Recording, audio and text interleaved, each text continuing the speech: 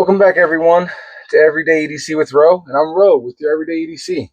How have you been? It's been a long time. Not that long. The weather hit us pretty hard.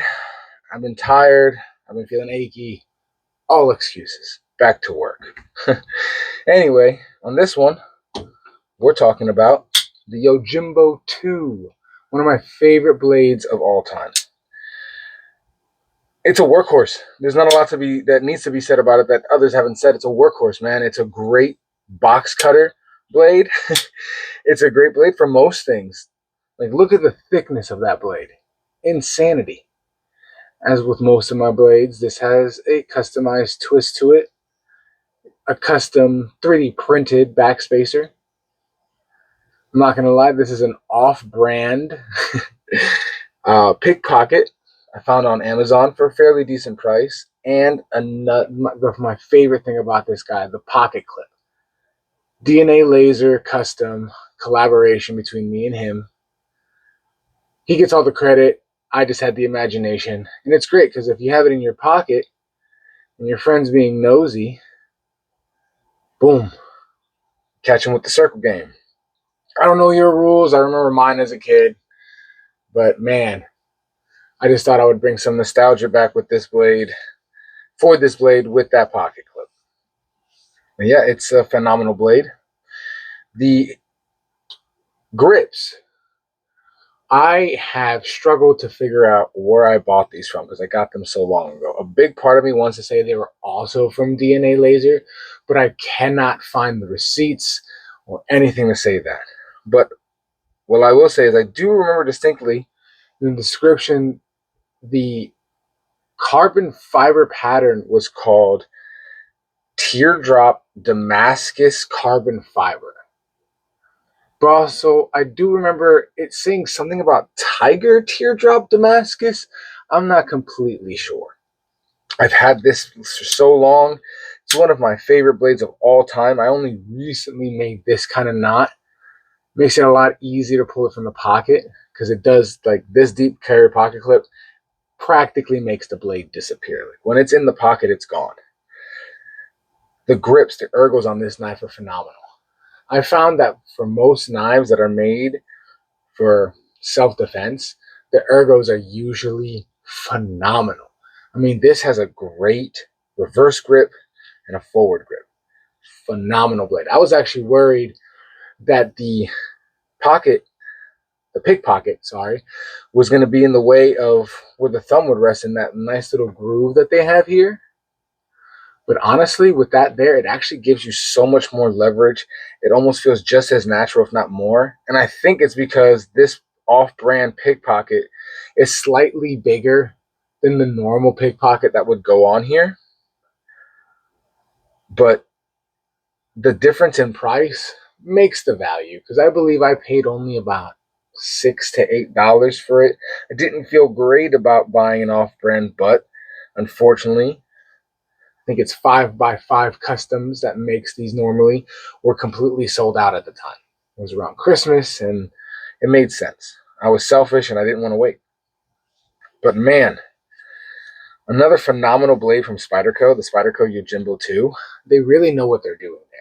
Like, I remember reading somewhere that the Spyderco company isn't necessarily, they don't see themselves as a knife company. They see themselves as a R&D company, a research and development company, which is why, like, after Spyderco comes out with a blade and a proprietary movement or lock or what have you, it's not that long after that that you can honestly find it in the general space of knives after that. Like, the access lock on this guy, it's on a lot of blades now. They may have a different name for it, or my favorite is the button access lock, where there's literally like a button here that just actuates the lock. But man, I've taken this blade apart one time to put new scales on it, and that was it. I don't believe in taking your knife completely apart for maintenance if you use it for light use. Like, you get in there with a Q-tip, clean out the dust and your gene lint, you should be fine. Hit it with some oil. If it's really bad, really sticking, then yeah, absolutely take your blade apart. But I've taken this blade apart one time. Even the way the backspacer was designed, I didn't have to take the knife completely apart. I just had to take out, I believe, this back screw and backspacer, slide it in, and that just holds it in with retention. Is it the best backspacer in the world? Probably not. There's probably titanium out there, but I have looked up and down the internet and all over the knife community forums to see if someone was making it, and I literally found one guy on Etsy that made them. He made one that was more of an actual clip-in one. I wasn't a big fan of it. I still have that somewhere around here, but this guy was so much better. It has a lanyard hold, access to it. I mean, and the way it's designed, it goes with the silhouette of the blade. It almost looks as if it was supposed to be there.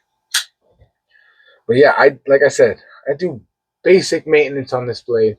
I mean, look at that action. Insane. It's one of my favorite in my collection because it's everything. It's a great utilitarian knife. Man, I've used this to cut open apples at lunch, at work. I've used it to break down really intense boxes, like thick boxes. I work construction, so stuff doesn't come in thin boxes. And this is one of a handful of blades that I have had honestly saved my life. I've never used it against someone per se, but someone was charging me. I pulled the blade out and they ran away just for the sheer size of it. I was hoping I never had to use it, and I didn't. It's a phenomenal knife to have in your pocket.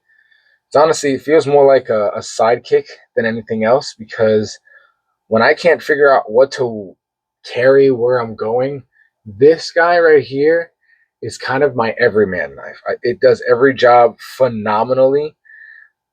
I have no complaints. I would recommend it to anyone that wants to spend a little extra on a premium Spyderco knife.